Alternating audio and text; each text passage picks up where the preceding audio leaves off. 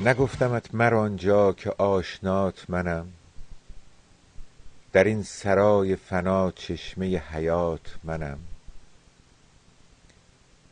نگفتمت که به نقش جهان مشو راضی، که نقشبند سراپرده رضات منم.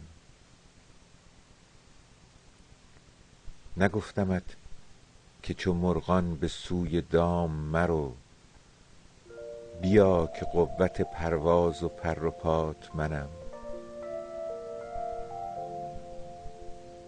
نگفتمت که تو را ره زنند و سرد کنند، که آتش و تپش گرمی هوات منم.